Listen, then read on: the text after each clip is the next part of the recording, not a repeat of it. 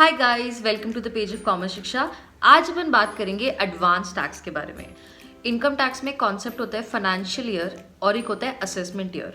Financial year होता है जिसमें हम कोई इनकम अर्न करते हैं।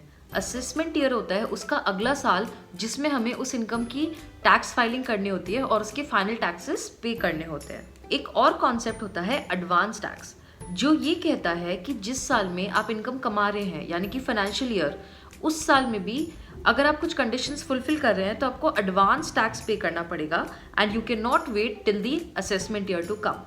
Advance tax is also known as pay as you earn tax. Advance tax को क्वार्टरली पे करना होता है, तो हर क्वार्टर में आपको एस्टिमेट लगाना पड़ेगा कि आपकी पूरे साल की इनकम कितनी होगी और उस पर कितना टैक्स बनेगा। उस टैक्स में से जब आप टीडीएस हटा लेंगे, आपके एटीसी और अदर एग्जेम्पशंस को हटा लेंगे, तो जो टैक्स पेमेंट का अमाउंट बचेगा अगर वो 10,000 से ज्यादा है तो आपको एडवांस टैक्स पे करना जरूरी है। However, अगर आप एक सीनियर सिटीजन हैं, that is you are 60 years plus and you do not own a business, then you do not need to pay advance tax.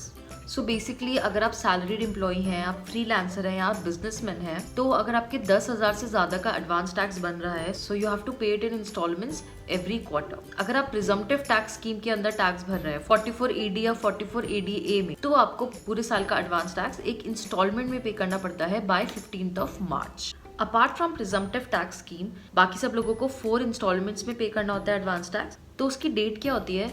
Her quarter के लास्ट मंथ की 15th date होती है। To simplify it, तो पहला quarter क्या होता है financial year का? अप्रैल मई जून, तो 15th जून। नेक्स्ट क्वार्टर होता है जुलाई अगस्त सितंबर, सो 15 सितंबर। फिर होता है अक्टूबर नवंबर दिसंबर, 15th दिसंबर। एंड लास्ट इंस्टॉलमेंट 15th मार्च। तो ये तो अपनी डेट्स हो गई। अब कितना टैक्स पे करना है हर क्वार्टर में? तो जो पहला क्वार्टर है उसमें हमें 15% टैक्स पे करना है और वो 15% पूरे साल की इनकम पे कैलकुलेट होगा। सपोज आपका बिजनेस है और आपका मंथली एवरेज प्रॉफिट 1 लाख रुपए है, तो आपका पूरे साल का प्रॉफिट कितना हो गया? 12 लाख रुपए। तो आप 12 लाख पे टैक्स निकालोगे और उसका 15% आपको जून तक पे करना है। सेकेंड इंस्टॉलमेंट जो हमें सितंबर तक पे करनी है वो है 45% की। तो 12 लाख का 45% माइनस जो हम जून तक पे कर चुके हैं, 15% आप उसमें से माइनस कर लोगे। नेक्स्ट इंस्टॉलमेंट दिसंबर वाली, वो हमें पे करनी है 75%।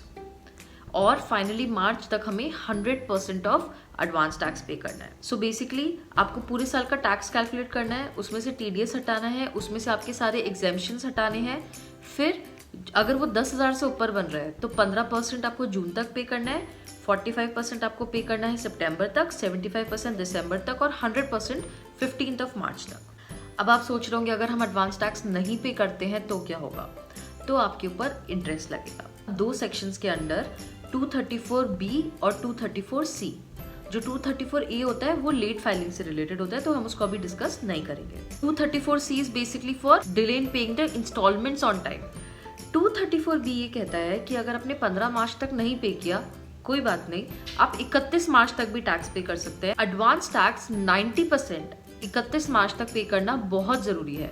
अगर आपने जो टोटल टैक्स लाइबिलिटी आपकी बन रही है वो 90% पेड नहीं है 31 मार्च तक, तो एडिशनल 1% जिस दिन आप पे करेंगे 1 अप्रैल से, जिस दिन आप पे करेंगे उस दिन तक का इंटरेस्ट लगेगा।